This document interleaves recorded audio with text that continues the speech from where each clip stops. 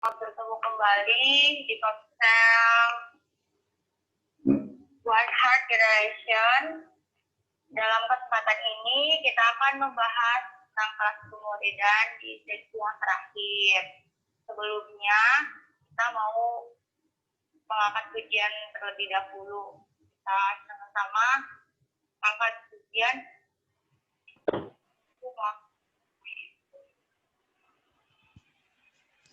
Bagaikan bencana hati bentuk, demikian hidupku di tanganmu. Dengan surahkan kuasa rohmu, ku dibaharui selalu. Jadikanku Allah yang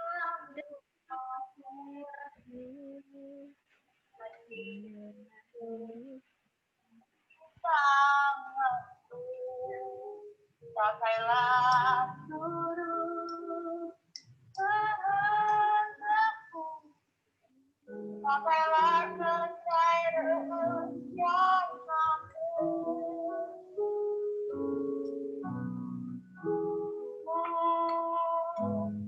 Kau tertipu Yesus,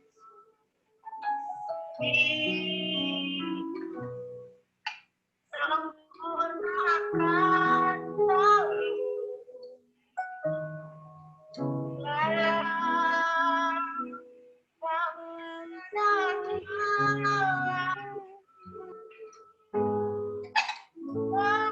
memuliakan namamu, Yesus.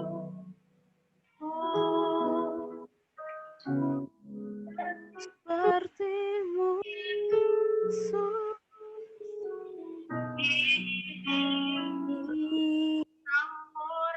sempurnakan selalu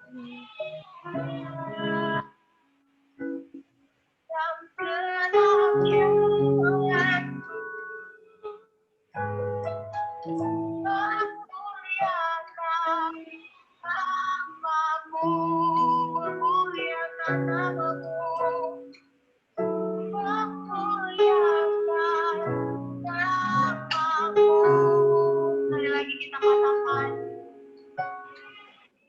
memuliakan namamu. Bapak, terima kasih Tuhan. Yang kami inginkan dari setiap kami adalah memuliakan nama-Mu Tuhan. Makanya kami menjadi alat kemuliaan-Mu Tuhan. Menjadi murid-Mu yang Tuhan pakai juga untuk bisa memuridkan orang lain. Alatnya Tuhan untuk membawa jiwa-jiwa semakin lebih dekat lagi dengan Tuhan. Bukan hanya mengenal Engkau, tapi mereka mengalami pertumbuhan. Mereka terus berusaha juga Tuhan untuk menjadi murid yang serupa dengan Kristus Tuhan. Biarlah terlebih Engkau memberikan kekuatan buat kami Tuhan. Kami yang terlebih dahulu bisa menjadi serupa dengan Kristus, menjadi murid-Mu yang sejati. Untuk kami bisa membawa teman-teman, keluarga, orang-orang Tuhan untuk menjadi murid Kristus. Kami memulai Tuhan komsel kami sore hari ini hanya di dalam nama Tuhan Yesus Kristus.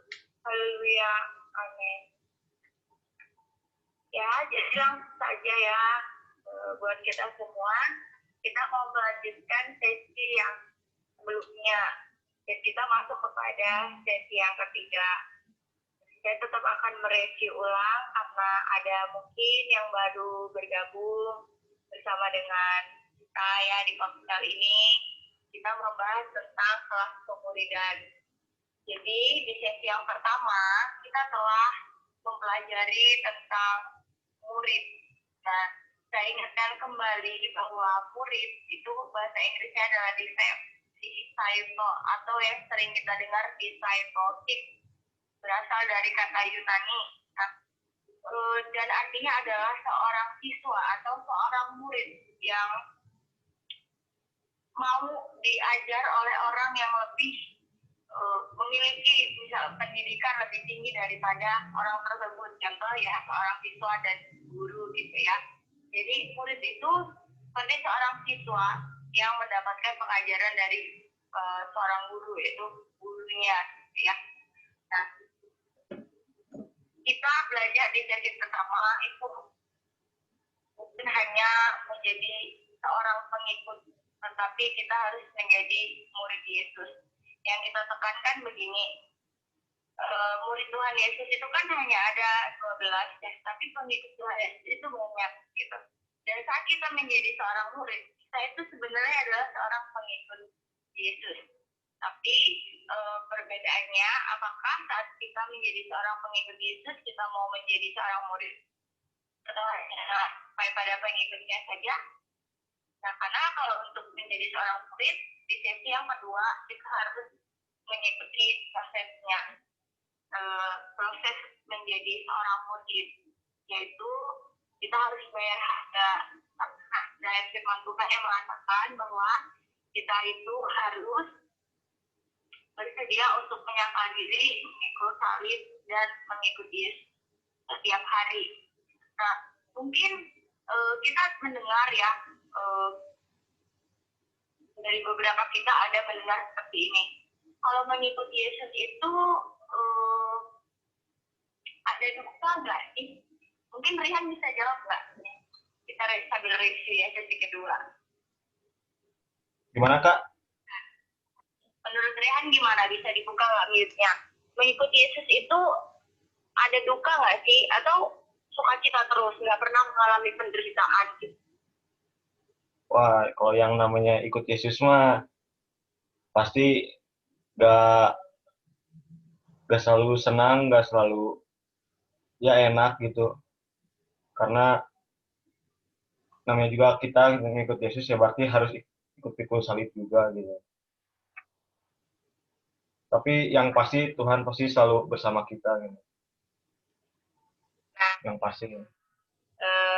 Benar yang dijawab oleh Rihan ya, sudah cukup luar biasa. Jadi memang harus berharga. Jadi saat kita sudah percaya Tuhan Yesus ya tahapnya, kita itu bukan hanya sekedar percaya, tapi kita mau belajar buka hati untuk menjadi murid Yesus, yaitu kita ikuti prosesnya, bayar harga, ya menyangkal diri, seperti yang dibilang Rehan tadi, bahwa mengikuti Yesus itu bukan nggak ada penderitaan gitu ya, bukan senang gitu, senang-senang aja gitu, tetapi ada suka, ada duka gitu ya saat kita mengikut Yesus. Tapi memang kita semua itu harus berani buat bayar harga.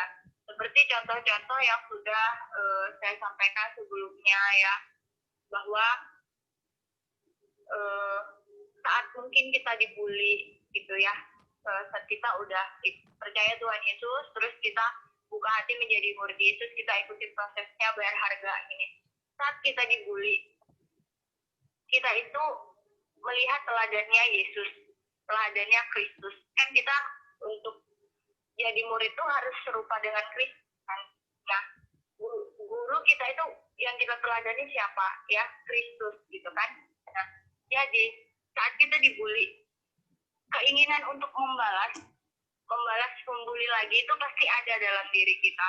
Nah, tapi kita melihat teladan dari Tuhan Yesus, kan kita mau jadi serupa Tuhan Yesus. Tuhan Yesus pada saat dia mau disalib ya, kan dia diolok-olok oleh orang banyak, tapi Tuhan Yesus itu diam aja. Tuhan Yesus nggak membalas. Dan disitulah kita harus meneladani apa yang Tuhan Yesus lakukan. Kita harus bayar harga, kita harus menyangkal diri kita. Sebenarnya kita nggak bisa ya secara manusia. Namanya kita dibully, namanya kita digangguin, kita pengennya tuh gangguin balik. Tangan kita tuh kayak gatal gitu buat membalas kalau ketika kita dipukul gitu. Mulut kita tuh pengen banget ngejawab saat kita dibully. Tapi di situ kita menunjukkan proses kita untuk menjadi murid Kristus. Bukti bahwa kita adalah murid Kristus. Bahwa kita harus menyangkal diri, bersedia memikul salib setiap hari untuk mengikuti Yesus, sehingga kita nggak membalas. Justru kita ingat firman Tuhan, kasihilah musuhmu, gitu dikatakan, doakan gitu. Jadi kita diam dan kita nggak membalas gitu. karena kita melihat teladan Yesus. Nah, itu yang kedua. Yang pertama, kita sudah pelajari apa itu murid gitu ya. Dan yang kedua, proses untuk menjadi seorang murid itu harus bayar harga. Nah, dan yang ketiga, setelah kita melewati proses dan kita menjadi seorang murid Kristus, kita tidak boleh menjadi seorang murid Kristus yang egois.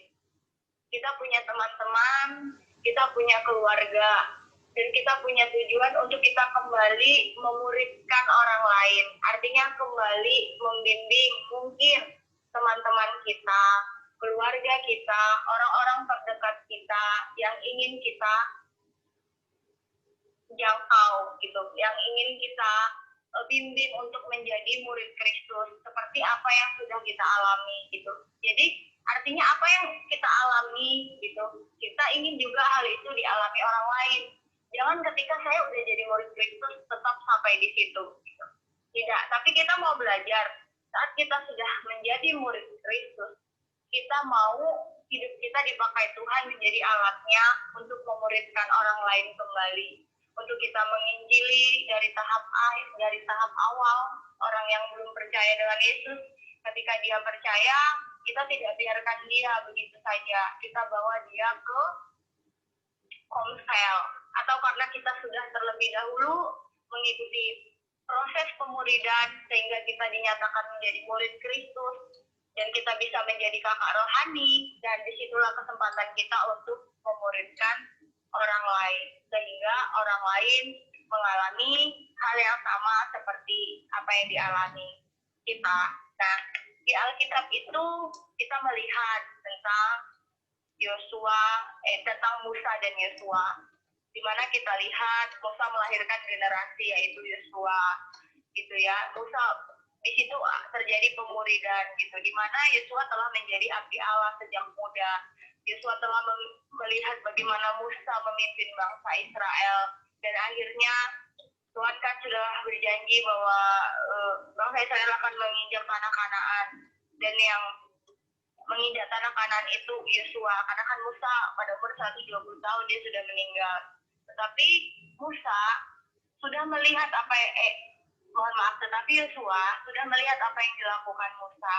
Ada banyak hal ya, contoh pemuridan dalam Alkitab, seperti nanti kalian bisa belajar di rumah itu Elia dan Elisa gitu. Terus kita lihat juga kalau pembapaan rohani itu adalah Paulus dan Timotius ya. Kakak bacakan ayatnya ya, satu ayat buat kita. Sebenarnya bisa baca satu perikop itu, tapi karena waktu kalian bisa nanti baca di rumah. Kita lihat di 1 Korintus 4 ayat 11. Oke. Di situ dikatakan begini firman Tuhan. Justru itulah sebab aku mengirimkan kepadamu Timotius yang adalah anakku. Dikatakan, yang kekasih yang setia dalam Tuhan. Dia akan memperingatkan kamu akan hidup yang kuturuti dalam Kristus Yesus, seperti yang diajarkan di mana-mana dalam setiap jemaat. Di dalam 1 Korintus 16 ayat 10 dikatakan, jika Timotius datang kepadamu, usahakanlah supaya ia berada di tengah-tengah kamu tanpa takut, sebab ia mengajarkan pekerjaan Tuhan sama seperti aku. Nah, Paulus ini menjadi bapak rohaninya Timotius. Paulus itu memberikan teladan kepada Timotius. Nah, orang yang sudah percaya Yesus itu perlu dibapai, perlu di-mentoring namanya, perlu adanya pembimbing Alkitab atau mungkin kakak rohani. Seperti di sini ya, kayak Eliezer itu pasti dia punya adik-adik rohani, dia menjadi kakak rohani bagi adik-adik rohaninya. Nah, nanti di sini kalian juga bisa, saya percaya bahwa Rihan, Feby, Gilbert akan menjadi kakak-kakak rohani yang luar biasa. Karena sudah tahu pengertiannya, apa itu murid, sudah bayar harga untuk menjadi seorang murid, sehingga memiliki hati untuk memuridkan orang lain, atau orang usia-usia yang ada di bawah kalian. Jadi, yang harus kita ingat gini, kadang ya, orang itu berpikir seperti ini. Kalau melihat orang berdosa, itu ada berpikir kayak, nggak mau lah berteman sama dia orang berdosa. Jangan orang berdosa. Kalau dilihat gayanya udah kayak berandalan aja, kita tuh ada sebagian besar orang yang udah tahu kebenaran, justru itu jauhin. Alasannya takut, gitu ya. Nah, kayak orang-orang itu yang tahu kebenaran itu memandang orang tersebut dengan sebelah mata. Tapi kita sebagai murid Kristus, kita nggak boleh membenci orangnya. Yang kita benci itu dosanya.